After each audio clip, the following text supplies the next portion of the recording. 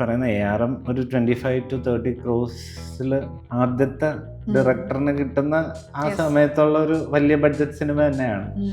പക്ഷെ അന്നത്തെ എൻ്റെ ചലഞ്ച് എന്ന് പറയുന്നത് ഒരു 50 crores എങ്കിലും തോന്നിക്കുന്ന ഒരു സിനിമ ചെയ്യുക എന്നുള്ളതാണ്. പ്രൊഡ്യൂസറും ഹാപ്പിയായി.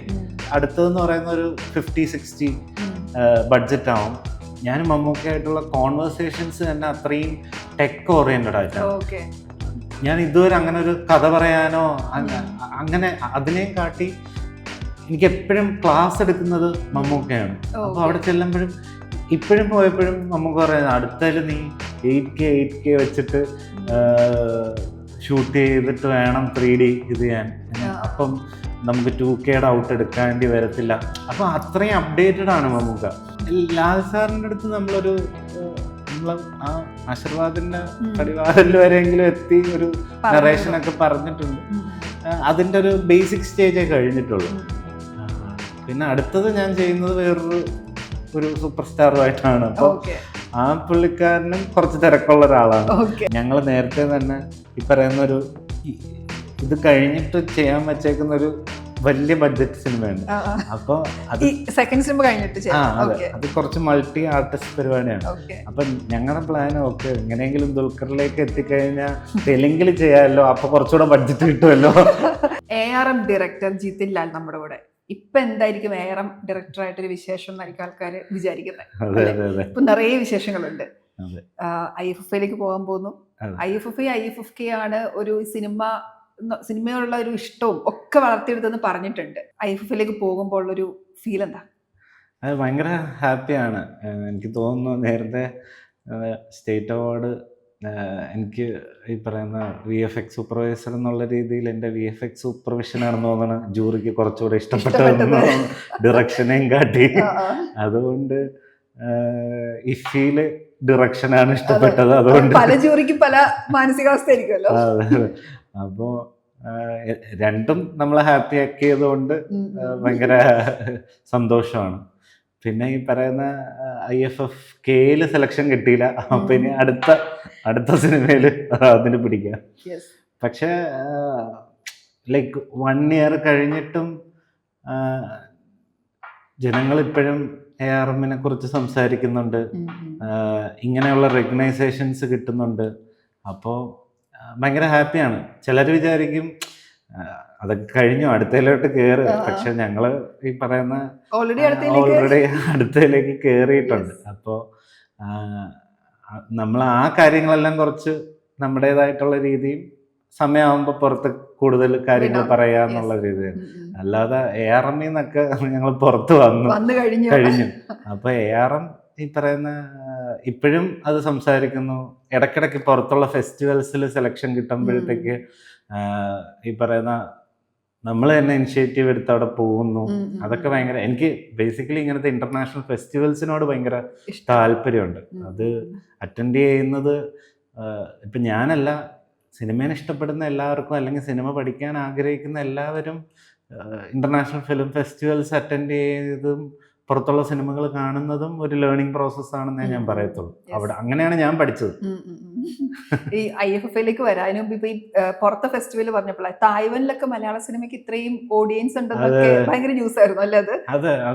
അത് ഒരിക്കലും പ്രതീക്ഷിക്കാതെ. അല്ലെങ്കിൽ ഞാൻ പറഞ്ഞിട്ടുണ്ട്, അതായത് നമ്മൾ രാജമൗലി സാറൊക്കെ ഇങ്ങനെ ഈ RRR അല്ലെങ്കിൽ ബാഹുബലി ഇതിൻ്റെയൊക്കെ പ്രിവ്യൂ പുറത്ത് നടത്തിയിട്ട് ഏഷ്യൻ കൺട്രീസിൽ നടത്തിയിട്ട് അവരുടെ റെസ്പോൺസ് നമ്മളിങ്ങനെ ഇൻസ്റ്റാഗ്രാമിലൊക്കെ കാണുമ്പോഴത്തേക്ക് നമ്മളും ആഗ്രഹിച്ചിട്ടുണ്ട് എന്തെങ്കിലും ഇതേപോലെ നമ്മളെടുക്കുന്ന സിനിമയും. അപ്പോൾ ഞാൻ ഒട്ടും പ്രതീക്ഷിച്ചില്ല. ഇങ്ങനെ സെലക്ഷൻ വന്നു, ഫാൻറ്റസി ഫിലിം ഫെസ്റ്റിവലാണ്. അപ്പം okay they will like the commercial thing എന്നുള്ളത് അറിയാം. പക്ഷെ ഞങ്ങളവിടെ പോകുന്നതിന് മുന്നേ തന്നെ എന്നെ അനൗൺസ് ചെയ്തപ്പോൾ തന്നെ കുറെ ആൾക്കാർ ഇൻസ്റ്റാഗ്രാമിൽ മെസ്സേജ് അയക്കുന്നു, ഞങ്ങൾ എയർപോർട്ടിൽ വന്ന് കണ്ടോട്ടെ. അവിടുത്തുകാര് ലൈക്ക് നമ്മള് ഷോർട്ട് ഇംഗ്ലീഷ് മെസ്സേജ് എന്ന് വെച്ചാൽ അവർക്ക് മനസ്സിലാവില്ല. അവരത് ട്രാൻസ്ലേറ്റർ യൂസ് ചെയ്തിട്ടാണ് അവർ സംസാരിക്കുന്നതെന്ന് പിന്നെ മനസ്സിലാവും. അങ്ങനെ ഞങ്ങള് ഓക്കെ കാണാം എന്ന് പറഞ്ഞു. അങ്ങനെ ഒരു 10-15 പേരോളം എയർപോർട്ടിലേക്ക് വരുന്നു, ഒരുപാട് ഗിഫ്റ്റ്സ് കാര്യങ്ങള്, അവരുടെ ഗുഡീസ്. പിന്നെ എനിക്ക് തോന്നുന്നു കുറെ ലൈക്ക് ലിറ്ററലി അവിടുത്തെ ആൾക്കാർക്ക് നമ്മുടെ ഇവിടെയുള്ള ആൾക്കാരുടെ അല്ലെങ്കിൽ ഫിലിം ഇൻഡസ്ട്രിയിലുള്ള ഗോസിപ്സ് പോലും അറിയാം. അത്രയും ഇൻവോൾവ് ആണ്. എനിക്ക് തോന്നുന്നു അമീർ ഖാൻ സാറാണെന്ന് തോന്നുന്നു അവരുടെ അവിടെ എല്ലാവർക്കും അറിയുന്ന ഒരു ആക്ടർ. പിന്നെ അവര് ഈ പറയുന്ന അവര് ചൈനയായിട്ട് കുറച്ച് എതിരായതുകൊണ്ട് അവരങ്ങനെ ചൈനീസ് ആൾക്കാരെന്ന് പറയുന്ന ഇഷ്ടമല്ല, തായ്വാനീസ് പറയണം. അവർക്കിങ്ങനെ നമ്മൾ സിനിമ ഡബ് ചെയ്ത് കാണാനും അവർക്ക് താല്പര്യമില്ല. അവര് സബ്ടൈറ്റില് മാത്രമേ മാൻഡറിൻ സബ്ടൈറ്റിൽ യൂസ് ചെയ്യുന്നേ ഉള്ളൂ. അവർക്കല്ലാതെ നമ്മള് ഡബ് ചെയ്ത് ലോ ഫിലിം എന്നേ പറയത്തുള്ളൂ. അങ്ങനെയൊക്കെ അവരുടെ കാഴ്ചപ്പാടും കാര്യങ്ങളും ഒക്കെ ഉണ്ട്. ഓഡിയൻസിന്റെ ഓഡിയൻസ് പലതരത്തിലാണല്ലോ. ഇപ്പൊ നമ്മുടെ ഇവിടെ നോക്കിയാൽ ഭയങ്കരമായി ഡൈസെക്ട് ചെയ്ത് എല്ലാം ഡീകോഡ് ചെയ്ത് സംസാരിക്കുന്നത്. അവിടുത്തെ ഓഡിയൻസിന്റെ പ്രത്യേകത എന്തോ ഒരു നമ്മള് മലയാളി കണക്ഷൻ ഉള്ളതുപോലെ വീട്ടിലേക്ക് ക്ഷണിക്കുക, വെൽക്കമിങ് ആണ്.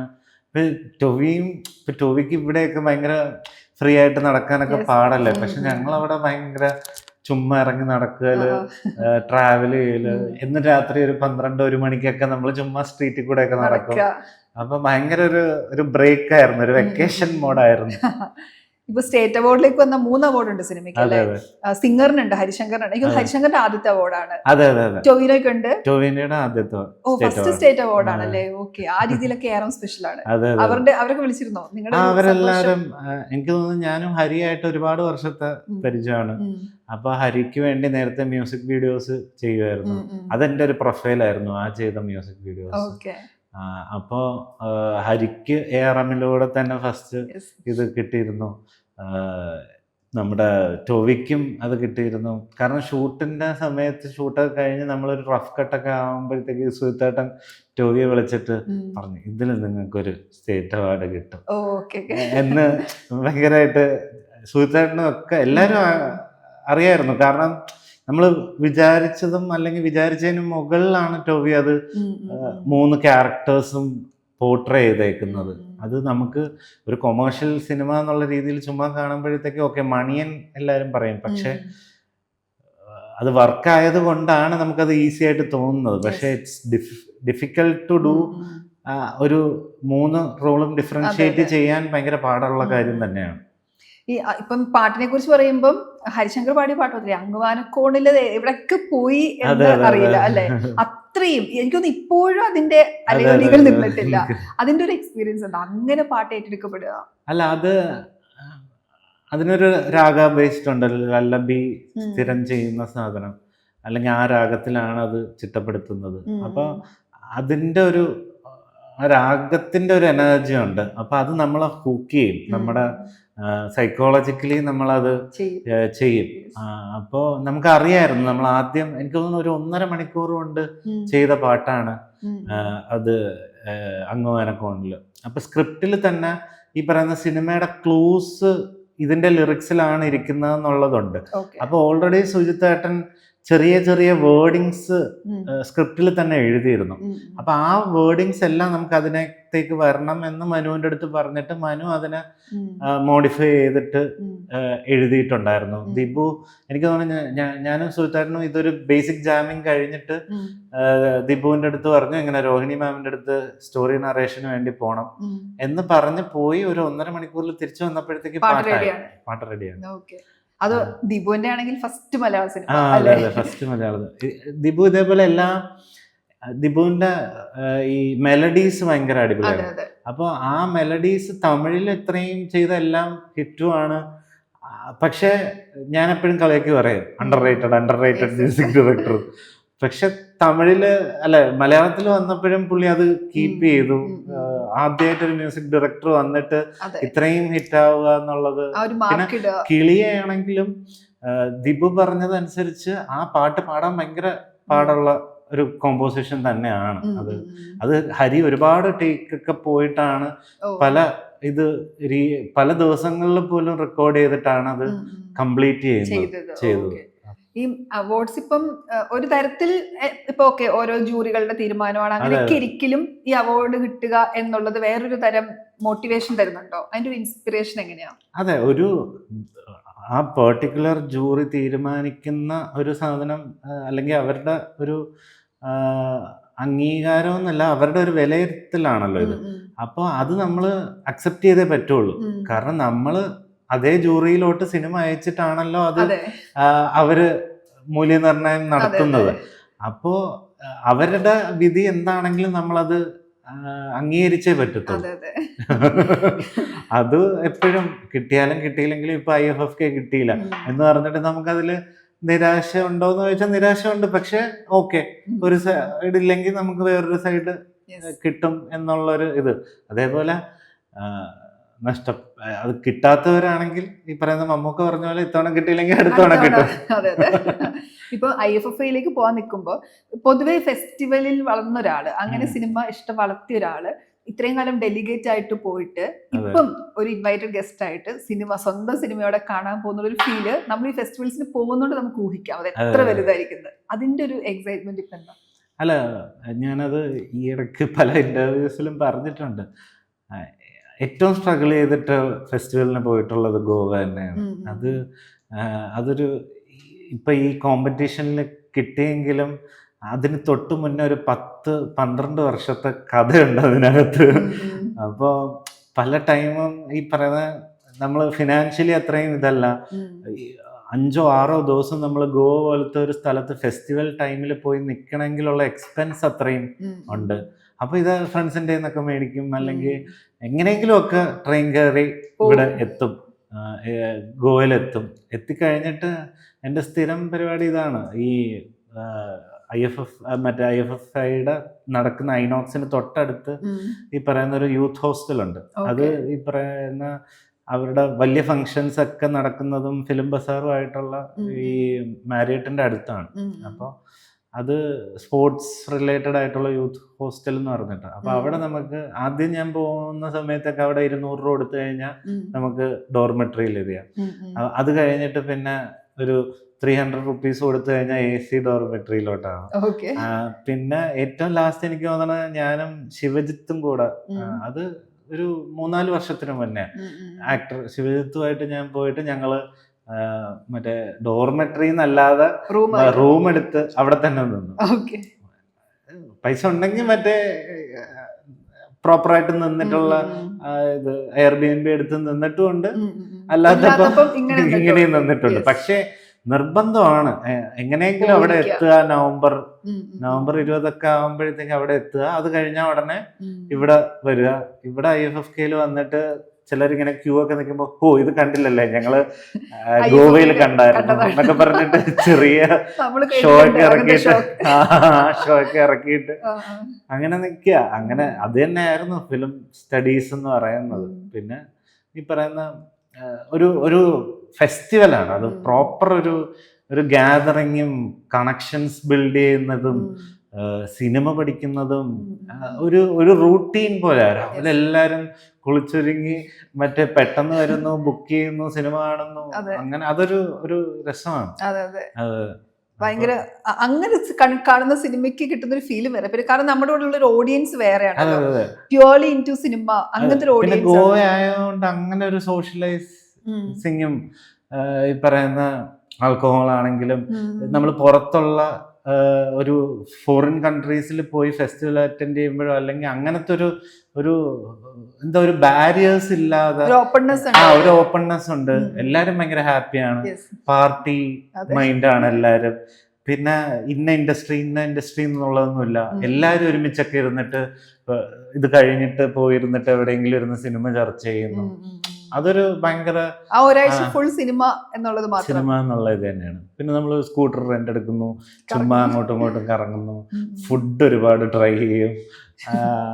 ഇതൊക്കെ ഭയങ്കരമായിട്ട് ഗോവ ഫെസ്റ്റിവൽ അങ്ങനെ. അപ്പൊ അങ്ങനെ ഇരുന്നപ്പോഴത്തേക്ക് ഞാൻ ലാസ്റ്റ് ഇയർ ഈ പറയുന്ന VFXനെ റിലേറ്റ് ചെയ്തിട്ടൊരു സ്റ്റാർട്ടപ്പ് മിഷന്റെ ഇതിനു വേണ്ടി ഞാൻ അവിടെ എനിക്കൊരു ടോക്ക് ഉണ്ടായിരുന്നു. ഇഫിയുടെ റിലേറ്റ് ചെയ്തിട്ടുള്ളത് തന്നെ. അപ്പോ എനിക്ക് ഗസ്റ്റ് പാസ് കിട്ടി. അപ്പോൾ ഗസ്റ്റ് പാസ് കിട്ടിയ സമയത്ത് അവിടുത്തെ PR അടുത്ത് പോയിട്ട് നമ്മൾ ഡെലിഗേറ്റ് പാസ് കൊടുത്തിട്ട് ഇതും മേടിക്കണം. അപ്പോൾ പുള്ളിക്കാരൻ്റെ അടുത്ത് ഞാൻ പറഞ്ഞു, അടുത്ത തവണ ചിലപ്പോൾ എൻ്റെ സിനിമ ഉണ്ടെങ്കിൽ ഞാൻ നിങ്ങളെ എങ്ങനെ ബുദ്ധിമുട്ടിക്കില്ല എന്നൊക്കെ പറഞ്ഞിട്ടൊക്കെയാണ് വന്നത്. ലാസ്റ്റ് ഇയർ ഭയങ്കരമായിട്ട് ആഗ്രഹിച്ചു, കാരണം സെപ്റ്റംബറിൽ സിനിമ റിലീസാവുന്നു, നവംബറിൽ ഇഫിക്ക് പോകുന്നു. പക്ഷെ നമ്മുടെ സിനിമ ഇല്ലാത്തതിൻ്റെ ഒരു നമുക്ക് അപ്പം അയക്കാൻ പറ്റില്ലായിരുന്നു. പക്ഷെ ഈ പറയുന്ന അന്നും ഒരുപാട് റെഡ് കാർപ്പറ്റ് കണ്ടിരുന്നു. അപ്പോൾ ഇത്തവണ നമുക്ക് റെഡ് കാർപ്പറ്റിൽ നടക്കാം, കാരണം ആ ഒരു ബാരിക്കേഡ് ഉണ്ട്. ആ ബാരിക്കേഡിന്റെ അപ്പുറത്ത് നിന്നിട്ടാണ് നമ്മൾ ഈ ബാക്കി സ്റ്റാർസിനെയൊക്കെ അവിടെ നിന്നിട്ട് ഇങ്ങനെയൊക്കെ നോക്കുന്നത്, കാണുന്നത്. ഈ എൻ്റെ അടുത്ത് പറഞ്ഞിട്ടുണ്ട്, അന്ന് നമ്മൾ ഏറം കഴിഞ്ഞ് സംസാരിക്കുമ്പോൾ വലിയ 5-6 സിനിമകൾ തയ്യാറാക്കി വെച്ചിട്ടാണ് വന്നത്. പിന്നെ ഈ ഫെസ്റ്റിവലിൽ കാണിക്കുന്ന തരം ഫെസ്റ്റിവൽ സിനിമകൾ എടുക്കണമെന്നും ആഗ്രഹമുണ്ട്. അതിപ്പോഴും ഉണ്ട്. ആ ആഗ്രഹം ഇപ്പോഴും ഉണ്ട്. അതെന്തെങ്കിലും സംഭവിക്കും. ഈ വലിയ സിനിമകൾ എന്ന് പറയുമ്പോൾ തന്നെ അടുത്ത സിനിമ എന്താണെന്നൊരു വലിയ ആകാംക്ഷയുണ്ട്. കാരണം എന്നുള്ളത് ആ സമയത്ത് ഭയങ്കരമായ ബഡ്ജറ്റ് വന്ന ഒരു സിനിമ, പ്ലസ് അത്രയും വലിയൊരു സിനിമ, ഇൻഡസ്ട്രി ഹിറ്റായ ഒരു സിനിമ. ആ ഡയറക്ടറുടെ അടുത്ത പടം എന്താണ് എന്നൊരു ആകാംക്ഷയുണ്ട് ആൾക്കാർക്ക്. അതിനെക്കുറിച്ചൊന്നും പറയാറായിട്ടില്ല. അല്ല, ഈ പറയുന്ന ARM ഒരു 25 to 30 crores ആദ്യത്തെ ഡയറക്ടറിന് കിട്ടുന്ന ആ സമയത്തുള്ള ഒരു വലിയ ബഡ്ജറ്റ് സിനിമ തന്നെയാണ്.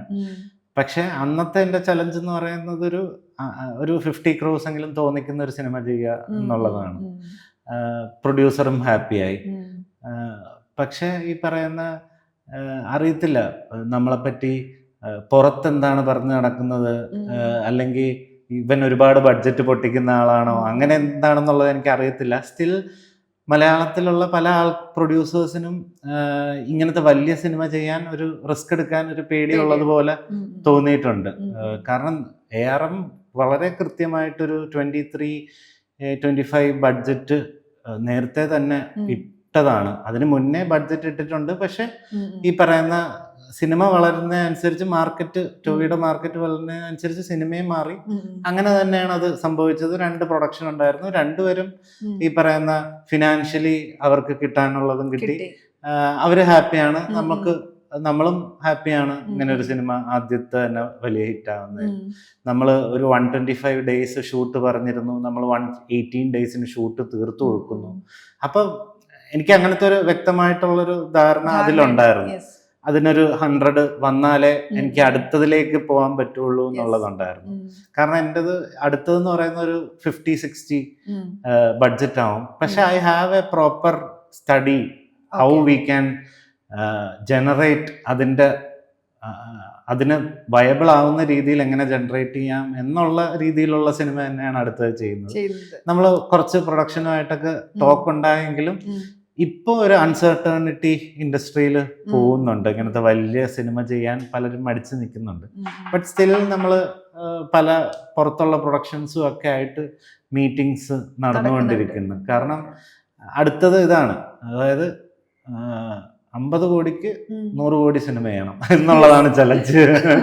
അപ്പോൾ അങ്ങനത്തെ ഒരു വലിയ ക്യാൻവാസ് ആണ്. പക്ഷെ നമ്മുടെ എല്ലാവർക്കും മനസ്സിലാവുന്ന രീതിയിലുള്ള, ഞാനെപ്പോഴും പറയുന്നതും ആയിട്ടുള്ള ഒരു 5 വയസ്സുള്ള കുട്ടി മുതൽ 90 വയസ്സുള്ള അപ്പൂപ്പന് വരെ ഇഷ്ടപ്പെടുന്ന ഒരു വില്ലേജ് ഫോക്ലോർ ഫിലിം തന്നെയായിരിക്കും. ഫോക്ലോർ വിട്ടിട്ടുള്ള, പീരീഡും വിട്ടിട്ടുള്ള, ഞാൻ ആ ഒരു സൈഡിൽ കൂടെ അങ്ങ് പോയിക്കോളാം. ഈ ചെയ്യാൻ ഉദ്ദേശിക്കുന്ന സിനിമകളെല്ലാം ഒരു ഫോക്ലോർ ബേസ്. അതെ, അങ്ങനെ തന്നെയാണ്. ഈ പറഞ്ഞ പോലെ ഫസ്റ്റ് സിനിമയ്ക്ക് അത്രയും വലിയ ബഡ്ജറ്റിൽ അങ്ങനെ പ്രൊഡ്യൂസർ വരാന്നുള്ളത് ഭയങ്കര ചാലഞ്ചിങ് ആണ്. അതെ, ഇപ്പൊ VFX ആണെങ്കിലും, ഇപ്പൊ VFXന് അവാർഡ് കിട്ടുമ്പോൾ എൻ്റെ ഒരു കൺവിക്ഷൻ എന്ന് പറയുന്നത്, നമ്മളിപ്പോൾ ഒരു VFX സൂപ്പർവൈസറിനെ നമ്മൾ വച്ച് കഴിയുമ്പോഴത്തേക്ക് ഉണ്ടാവുന്നത് ആ VFX സൂപ്പർവൈസറിന്റെ വിഷൻസ് ആണ് ആ സിനിമയിൽ വരുന്നത്. അപ്പൊ ഞാൻ ഇത്രയും നാളിരുന്ന് അതിന്റെ VFX ഈ പറയുന്ന ഫ്രണ്ട്സിൻ്റെ ഒക്കെ പഠിച്ചത് തന്നെയാണ്. അല്ലാതെ ഞാൻ അങ്ങനെ ടെക്നിക്കലി VFX പഠിച്ച ഒരാളല്ല. സെൽഫ് തോട്ടായിട്ട് നമ്മൾ സെർച്ച് ചെയ്ത് അതിന്റെ ഇതെല്ലാം ഇപ്പോഴും പഠിച്ചുകൊണ്ടിരിക്കുക അടുത്ത സിനിമയ്ക്ക് വേണ്ടി. കാരണം അടുത്ത സിനിമയ്ക്ക് വേണ്ടി നമ്മൾ ഇതുവരെ ചെയ്യാത്ത കുറച്ച് VFX അല്ലെങ്കിൽ ഷൂട്ട് പ്ലാൻസ് ഡിഫറെൻ്റ് ആണ്. അതുകൊണ്ട് അത് പഠിച്ചുകൊണ്ടിരിക്കുകയാണ്. അതുപോലെ ഇതിനു മുന്നേ ARMന്റെ സമയത്ത് നമ്മൾ അത് പഠിച്ചിട്ടാണ് നമ്മൾ തന്നെ സ്റ്റുഡിയോയിൽ പോയിരുന്നിട്ട് നമ്മൾ തന്നെ കോൺസെപ്റ്റ് ആർട്ടിസ്റ്റിന്റെ അടുത്ത് ഇരുന്നിട്ട് ഞാൻ അങ്ങനെ ഭയങ്കര സ്കെച്ച് ചെയ്തില്ല, ബട്ട് ഞാൻ എങ്ങനെയാണ് വേണ്ടത്, എനിക്കത് വേൾഡ് ബിൽഡിംഗ് ഭയങ്കര ഇഷ്ടമാണ്. അപ്പൊ ഇപ്പം ഞാൻ ട്രാവൽ ചെയ്യുമ്പോഴും ഏറ്റവും കൂടുതൽ ഇങ്ങനത്തെ സർറിയൽ ആയിട്ടുള്ള സ്ഥലങ്ങളാണ് പോകുന്നത്. അപ്പൊ അത് നമുക്ക് അവിടെ പോയി ഷൂട്ട് ചെയ്യാൻ പറ്റിയില്ലെങ്കിലും ഞാൻ VFX-നെങ്കിലും കൊണ്ടുവരാൻ പറ്റും എന്നുള്ളൊരു പ്ലാനിലൊക്കെയാണ് പോകുന്നത്. ഇപ്പൊ കുറെ പേര് ചോദിക്കുന്നുണ്ട്, ഇത് ഇങ്ങനെ കറങ്ങി നടക്കുകയാണല്ലോ, അടുത്ത സിനിമ എടുക്കുന്നില്ലേ? അപ്പൊ അടുത്ത സിനിമ വരുമ്പോ നിങ്ങൾക്ക് മനസ്സിലാവും എന്തിനാണ് കറങ്ങിയെന്നുള്ളത്. അതെ, ഇപ്പൊ ആരോടും മറുപടി പറയേണ്ട ആവശ്യമില്ല, നമ്മൾ ചെയ്യുന്നത് എന്താണെന്ന് അറിയാം. ഞാൻ ചോദിക്കാന്ന് വെച്ചാൽ, അപ്പം ഫസ്റ്റ് സിനിമ പ്രൂവ് ചെയ്തൊരു ഡയറക്ടർക്ക് പോലും സെക്കൻഡ് സിനിമ, ഒരു വലിപ്പമുള്ള സിനിമ എന്ന് പറയുമ്പോൾ ഒരു പേടി പ്രൊഡ്യൂസറുടെ ഭാഗത്തു നിന്ന് അല്ല, സിനിമ എപ്പോഴും ഒരു സ്ട്രഗ്ലിംഗ് ഇതാണ്. അല്ലാതെ ഫസ്റ്റ് സിനിമ 100 crores കിട്ടി എന്ന് പറഞ്ഞിട്ട് അത് ഭയങ്കര ഈസി ആവുന്നു.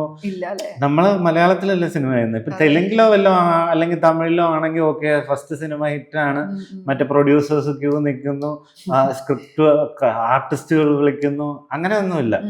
ഇവിടുത്തെ ഒരു രീതി വെച്ചിട്ട് ഇപ്പൊ ഞാനൊരു ചെറിയ സിനിമയാണ് ചെയ്ത് വലിയ ഹിറ്റായെങ്കിൽ ചിലപ്പം മീൻസ് എല്ലാവർക്കും ഒരു ഇൻസ്റ്റന്റ് പരിപാടിയാണല്ലോ വേണ്ടത്. ഇപ്പൊ കാരണം എനിക്കങ്ങനെ ഈ പറയുന്ന സ്വിച്ചിട്ട് പോലെ പെട്ടെന്ന് സിനിമ ഉണ്ടാക്കാൻ എനിക്ക് അങ്ങനത്തെ ഒരു കഴിവില്ല. എനിക്ക് അത്രയും നാള് ഒരു പ്രോപ്പർ പ്രീ പ്രൊഡക്ഷൻ ചെയ്യണം. ആ പ്രീ പ്രൊഡക്ഷനിലാണ് നമ്മുടെ ബഡ്ജറ്റ് പോലും കുറയുന്നത്. നമ്മൾ അത്രയും പണിയെടുക്കുമ്പോഴത്തേക്കാണ് നമ്മുടെ ഷൂട്ട് ഈസിലി ആവുന്നത്. കാരണം ഇങ്ങനത്തെ ഒരു ഫാന്റസി ഫിലിംസ് ചെയ്യുമ്പോഴത്തേക്ക് അത് ടൈം ടേക്കിംഗ് ആണ്. അല്ലാതെ നമുക്ക് പെട്ടെന്ന് ഓക്കെ ഇത്ര നാളുകൊണ്ട് ഇത് ചെയ്യുന്നു അങ്ങനെ പറ്റത്തില്ല. സുജിത്തേട്ടനായിട്ട് തന്നെയാണ് അസോസിയേഷൻ. അതെ, സുജിത്തേട്ടൻ തന്നെയാണ് അത് എഴുതുന്നത്. ആൾ ഹാപ്പിയാണോ ARMന്റെ ഒരു ട്രാവലില്?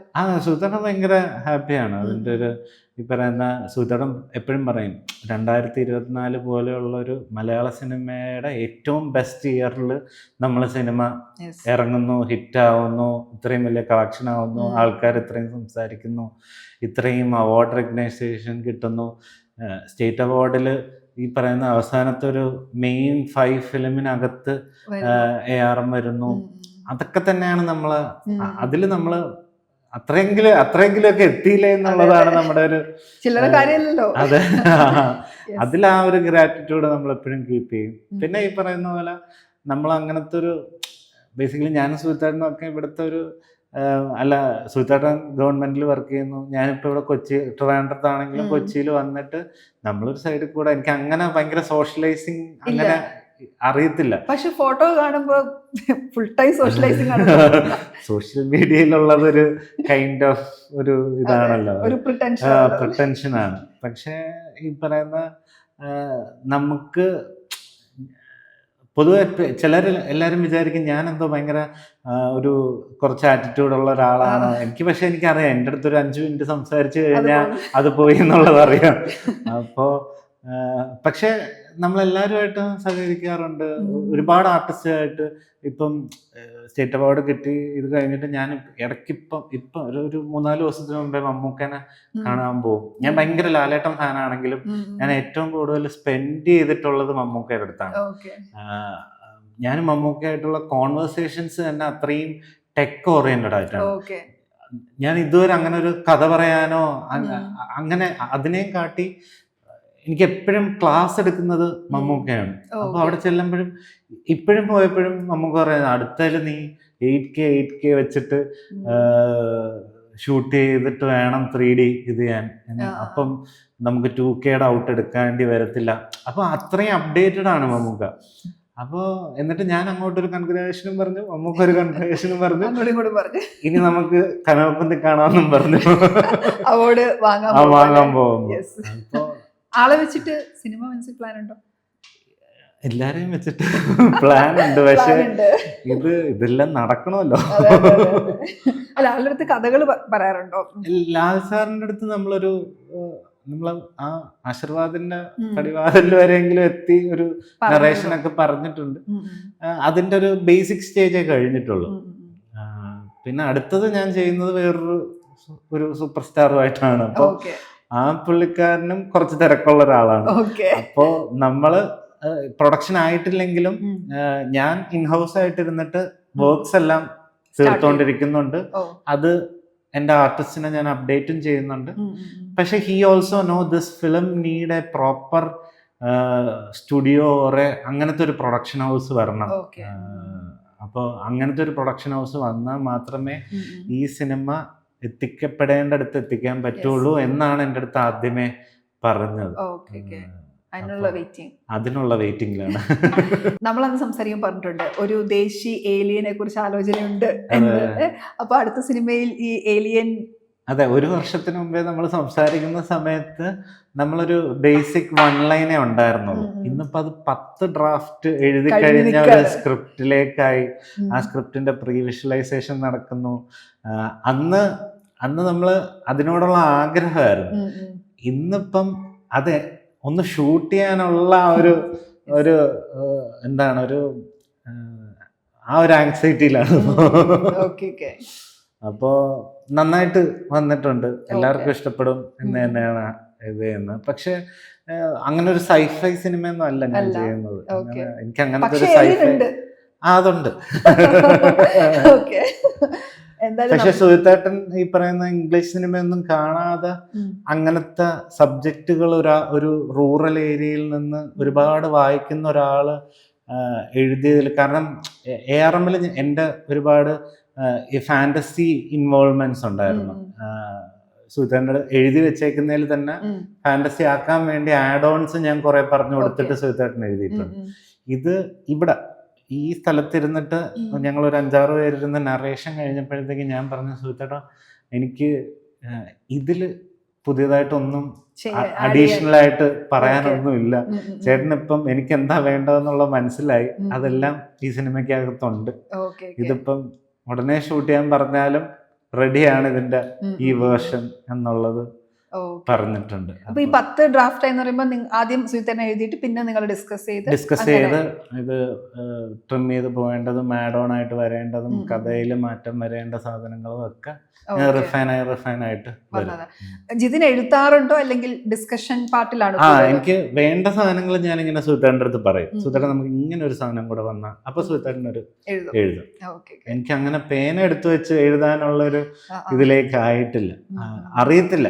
എനിക്കത് അതും കൂടെ ഒന്ന് എക്സ്പ്ലോർ ചെയ്യണമെന്നുണ്ട്, പക്ഷെ നോക്കാം. ഇപ്പം ബാക്കി സിനിമകൾ ഒരു റിസർച്ചിന്റെ ഭാഗമായിട്ട് പഠനത്തിന്റെ ഹോംവർക്കിന്റെ ഭാഗമായിട്ട് സിനിമകൾ കാണുമ്പോൾ എന്ത് ആസ്പെക്ട് ആയിരിക്കും കൂടുതൽ ശ്രദ്ധിക്കുക? ഒരു ഡയറക്ടർ എന്ന രീതിയിൽ എല്ലാം നോക്കണം, എന്നാൽ പോലും ആ ഒരു സ്ട്രോങ് ഹോൾഡ് എവിടെയാ എങ്ങനെ വിചാരിക്കുന്നത്? അല്ല, ഇപ്പൊ ചെറിയ സിനിമകൾ കാണുമ്പോഴത്തേക്ക് ഞാൻ അതിലുള്ള ഡ്രാമയാണ് കൂടുതലും ശ്രദ്ധിക്കുന്നത്. മറ്റേ നമ്മളിപ്പോൾ പറയുന്ന പോലെ ക്രിസ്റ്റഫർ നോളൻ്റെയോ അല്ലെങ്കിൽ ഇപ്പോൾ അവതാറോ ഒക്കെ, ജെയിംസ് കാമറോൺ, സ്റ്റീൽബർഗിൻ്റെ ആണെങ്കിലും, അല്ലെങ്കിൽ നമ്മൾ കാണുന്ന ചില ഫാൻറ്റസി സീരീസിൻ്റെ ആണെങ്കിലും അതിൻ്റെ സ്കെയിലും അതിൻ്റെ ക്യാൻവാസ് അല്ലെങ്കിൽ അതിൻ്റെ വേൾഡ് ബിൽഡിംഗ് ആണ് കൂടുതലും ശ്രദ്ധിക്കുന്നത്. കാരണം ആ വേൾഡ് ബിൽഡിങ്ങും ഈ ഡ്രാമയും കൂടെ ഒരു ബ്രിഡ്ജ് വന്നാൽ മാത്രമേ നമുക്ക് ആ കണക്ഷൻ കിട്ടത്തുള്ളൂ. അത് പഠിച്ചെടുക്കുക എന്നുള്ളത് തന്നെയാണ്. ഈ പറയുന്ന ഇവിടെ തായ്വാനിൽ പോയപ്പോഴത്തേക്ക് ഒരു ചെറിയ പ്രൊജക്ടർ ഞാൻ മേടിച്ചു വെച്ചിട്ടുണ്ട്. അപ്പൊ അവിടെ ഇരുന്നിട്ട് ഇത് ഇപ്പൊ കാണുക എന്നുള്ളത് തന്നെയാണ്. ഒരു വട്ടം കണ്ട സിനിമ വീണ്ടും വീണ്ടും അങ്ങനെയില്ല, കണ്ടു തീർക്കാൻ ഒരുപാട് ബാക്കി. ഈ ARMന് ശേഷം സംഭവിച്ച ഒരു നെഗറ്റീവ് എന്താന്ന് പറഞ്ഞു കഴിഞ്ഞാൽ സിനിമ കാണൽ കുറച്ച്, സിനിമയല്ല സീരീസ് കാണൽ കുറച്ച് കുറഞ്ഞു. അത്രയും പേഷ്യൻസ് അങ്ങോട്ട് കിട്ടുന്നില്ല. അല്ലെങ്കിൽ എന്തെങ്കിലുമൊക്കെ പരിപാടി വരും, കോള് വരും. അപ്പം ഈ ഇടയ്ക്ക് ഞാൻ ഇൻസ്റ്റാഗ്രാം ഒക്കെ ഡീആക്ടിവേറ്റ് ചെയ്തിട്ട് ഒരു 2 വീക്സ് ഇരുന്നിട്ട് കുറെ കണ്ടു തീർന്നു. സോഷ്യൽ മീഡിയ ഭയങ്കര ഡിസ്ട്രാക്ട് ചെയ്യുന്ന സാധനമാണോ? ഈ റീൽസ് കുറച്ചൊരു അഡിക്ഷൻ വരും. ആരൊക്കെ നമ്മള് വരൂല എന്ന് പറഞ്ഞാൽ പോലും അത് വരും.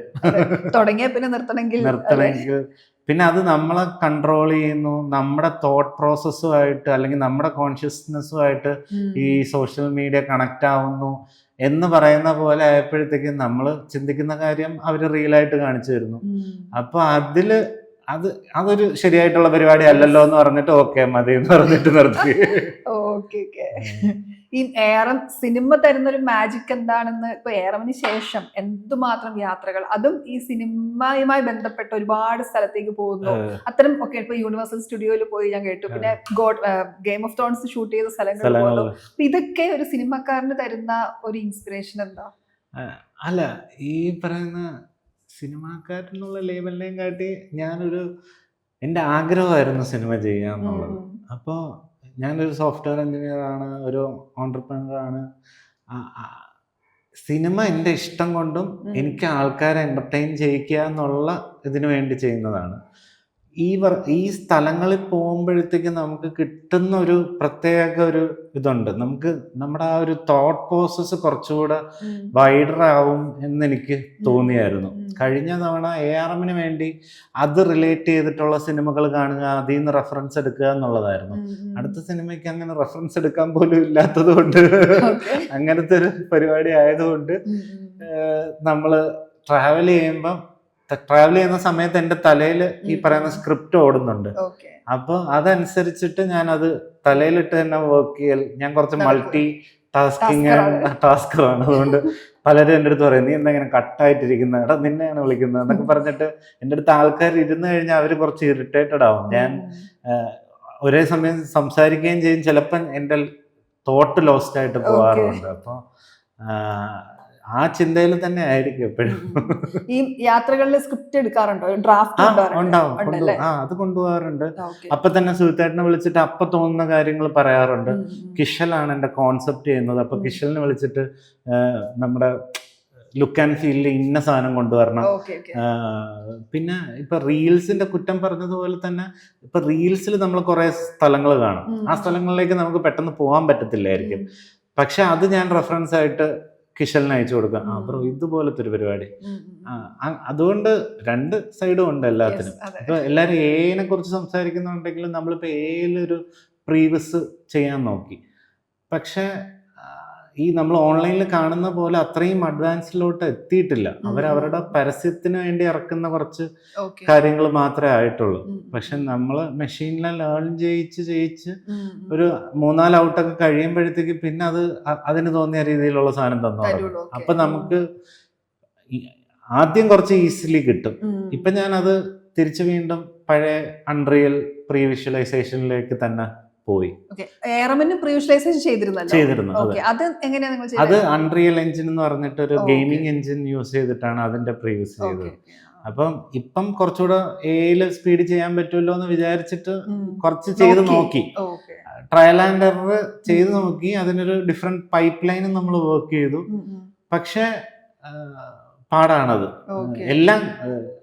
ഇപ്പം നമ്മൾ പറയുന്ന സബ്ജക്റ്റ് കുറച്ചുകൂടെ വേറൊരു പരിപാടി ആയതുകൊണ്ട് അതിന് കിട്ടണമെന്നില്ല. അല്ലെങ്കിൽ നമ്മൾ ഉദ്ദേശിക്കുന്ന ഒരു പരിപാടി അത് തരുന്നില്ല. ഈ പ്രീ വിഷ്വലൈസേഷൻ ചെയ്യുന്നതിന് ബഡ്ജറ്റ് ആവില്ലേ? അതെ. അപ്പൊ ഈ സിനിമയ്ക്കും അത് ചെയ്തിട്ടാണ് അതൊരു നെസസിറ്റി ആണോ? അത് ഇത്രയും വലിയ സിനിമ ആയതുകൊണ്ടാണോ? കാരണം ആ വേൾഡ് ബിൽഡിങ് ഇപ്പം ഞാനിപ്പോ എൻ്റെ ടെക്നീഷ്യൻസിന് സ്ക്രിപ്റ്റ് നറേഷനോ അല്ലെങ്കിൽ വായിക്കാൻ കൊടുത്തു കഴിഞ്ഞാൽ അവര് വായിക്കുമ്പം അവര് കണ്ടിട്ടുള്ള സിനിമകളുടെയും അവരുടെ ഉള്ളിലുള്ള അവരുടെ ഇന്നർ തോട്ട്സിലുള്ള വിഷ്വൽസ് ആണ് വായിക്കുമ്പം കിട്ടുന്നത്. അപ്പം ഞാൻ ഈ പ്രീവിയസും എൻ്റെ കോൺസെപ്റ്റ്സും കൂടെ കാണിക്കുമ്പോഴത്തേക്ക് അവർ അത് വെച്ചിട്ട് തിങ്ക് ചെയ്യും. മനസ്സിലായില്ല? അതിന്റെ ഒരു ആവശ്യമുണ്ട്. പിന്നെ സ്കെയിൽ എത്രയാണെന്ന് മനസ്സിലാവും. നമുക്ക് കുറച്ചുകൂടെ ആർട്ടിസ്റ്റിനെ ആണെങ്കിലും പ്രൊഡക്ഷനെ ആണെങ്കിലും കൺവിൻസ് ചെയ്യാൻ പറ്റും. Okay, we are making this kind of thing എന്നുള്ളൊരു പ്ലാൻ ആണ്. അപ്പൊ അത് നിങ്ങൾ ഫസ്റ്റ് ഒരു ഇനിഷ്യൽ സ്റ്റെപ്പ് ആയിട്ട് തന്നെ ചെയ്തു. കാരണം അത് എഴുത്തിൽ സുഹൃത്തായിട്ടൊരു വേൾഡ് ഉണ്ടാക്കി വെച്ചിട്ടുണ്ട്. ആ വേൾഡിനെ ഇൻറ്റു 50x ഞാൻ ഇമാജിൻ ചെയ്താൽ മാത്രമേ അത് സ്ക്രീനിലേക്ക് വരുമ്പോഴത്തേക്ക് അതിൻ്റെ ഒരു ക്വാളിറ്റി, അല്ലെങ്കിൽ നമ്മുടെ ഇപ്പോഴുള്ള ഓഡിയൻസിന്റെ ഒരു പേഴ്സ്പെക്റ്റീവും അവരുടെ ഒരു ആസ്വാദന രീതിയൊക്കെ മാറി. അപ്പം ട്രെയിലർ വരുമ്പം അവർ തീരുമാനിക്കും ഈ സിനിമ തിയേറ്ററിൽ പോയി കാണണോ വേണ്ടോ എന്നുള്ളത്. അപ്പോൾ നമ്മൾ ചെയ്യുന്നത് അങ്ങനെ തിയേറ്ററിൽ വന്നിരുന്ന് കാണാനുള്ള സിനിമയാണ്. അത്രയും ആ ഒരു ബിഗർ സ്ക്രീനിൽ കാണേണ്ട ആവശ്യകത ഈ സിനിമയ്ക്ക് ഉണ്ടെന്നുള്ളത് നമ്മുടെ ടീസറോ ട്രെയിലറോ വരുമ്പോൾ തന്നെ മനസ്സിലാവണം. അപ്പോൾ ഈ പറയുന്ന വേൾഡും കാര്യങ്ങളും ഒക്കെ അവർ കാണാത്തൊരു വേൾഡിലേക്ക് എത്തിച്ചാലേ പറ്റത്തുള്ളൂ. പക്ഷെ നമ്മളിപ്പോഴും മലയാളത്തിലാണ് ചെയ്യുന്നത് കൊണ്ട് അതിന് ആ ഒരു ബോധവും വേണം, ആ പരിമിതിയും ഉണ്ട്. ഈ പറയുന്ന ആദ്യത്തെ സിനിമയിൽ ഒരു 3000 ഷോട്ട് നമ്മളൊരു 2-2.25 കോടി രൂപയ്ക്കാണ് VFX തീർത്തത്. അതുപോലും നമ്മൾ പുറത്തു പോയിട്ട് ഇപ്പം ബോളിവുഡിൽ തന്നെ കുറച്ച് ആൾക്കാരുമായിട്ട് നമ്മൾ മീറ്റ് ചെയ്തപ്പം അവര് എൻ്റെ അടുത്ത് ചോദിച്ചത് എങ്ങനെ ഈ എമൗണ്ടിന് ഇത്രയും ഷോർട്സ് പറ്റുന്നു എന്നുള്ളത്. അത് നമ്മൾ അങ്ങനെ ഡിവൈഡ് ചെയ്ത് പോയി ചെന്നിരുന്ന് മലയാള സിനിമയാണെന്ന് ഒരു 10 തവണ പറഞ്ഞ് നെഗോഷിയേറ്റ് ചെയ്തിട്ടാണ് ഇതിലേക്ക് എത്തിക്കുന്നത്. പക്ഷെ അടുത്ത സിനിമയ്ക്ക് എനിക്കറിയാം ഒരു 10 to 15 crores എനിക്ക് VFXന് വേണ്ടി മാത്രം വേണം എന്നുള്ളത്. ഇപ്പൊ ലോകയ്ക്ക് ഇറങ്ങി കഴിഞ്ഞിട്ടാണ് നമ്മൾ സംസാരിക്കുന്നത്. ഇപ്പം വെയ്ഫെയർ പോലത്തെ DQന്റെ ഒരു പ്രൊഡക്ഷൻ അവരെ ട്രസ്റ്റ് ചെയ്യാനുണ്ടായിരുന്നു.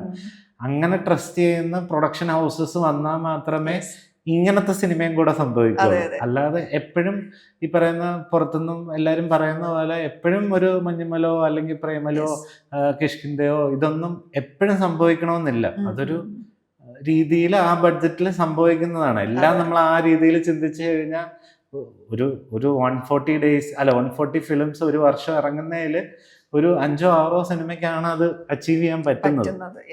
ദുൽഖറിനോട് ഞാൻ പറയാൻ വന്നതല്ല, വേഫറിനോട് കഥ പറഞ്ഞൂടെ? അവരിപ്പോ തന്നെ ഓൾറെഡി അവർക്ക് ഇനി 4 ചെയ്യാനുള്ളതുകൊണ്ട് അതിന്റെ ഡിലേ അല്ല. മമ്മൂക്കയോട് കാണാൻ പോറുണ്ട്, സംസാരിക്കാറുണ്ട്. അന്നാ പിന്നെ ആ വഴിക്ക് ദുൽഖറിനോട് എന്തായാലും നല്ല അണ്ടർസ്റ്റാൻഡ് ചെയ്യുന്ന പ്രൊഡ്യൂസറെ കിട്ടട്ടെ. ജിതിന്റെ മനസ്സിലുള്ള സിനിമ അതേ വലിപ്പത്തിൽ. നേരത്തെ ഈ ദുൽഖറിന്റെ കാര്യം പറഞ്ഞതാണ്. അപ്പൊ ഞങ്ങള് നേരത്തെ തന്നെ ഈ പറയുന്ന ഇത് കഴിഞ്ഞിട്ട് ചെയ്യാൻ വെച്ചേക്കുന്ന ഒരു വലിയ ബഡ്ജറ്റ് സിനിമയുണ്ട്. അപ്പൊ അത് സെക്കൻഡ് സിനിമ കഴിഞ്ഞിട്ട് അത് കുറച്ച് മൾട്ടി ആർട്ടിസ്റ്റ് പരിപാടിയാണ്. അപ്പൊ ഞങ്ങളുടെ പ്ലാൻ എങ്ങനെയെങ്കിലും ദുൽഖറിലേക്ക് എത്തിക്കഴിഞ്ഞാൽ തെലുങ്കിൽ ചെയ്യാമല്ലോ, അപ്പൊ കുറച്ചുകൂടെ ബഡ്ജറ്റ് കിട്ടുമല്ലോ. കാരണം ആ ബഡ്ജറ്റ് എന്തായാലും മലയാളത്തിൽ കിട്ടാൻ പോകുന്നില്ല എന്ന് എനിക്ക് 100% ഉറപ്പുണ്ട്. ഓക്കെ, അപ്പൊ മലയാളത്തിലല്ല തെലുങ്കിൽ സിനിമ ചെയ്യാം അങ്ങനെ. എന്തായാലും നല്ലൊരു പ്രൊഡ്യൂസർ വരട്ടെ, മനസ്സിലുള്ള സിനിമ അതേ വലിപ്പത്തിൽ കാണാൻ പ്രേക്ഷകർക്കും പറ്റട്ടെ. All the very best. Thank U.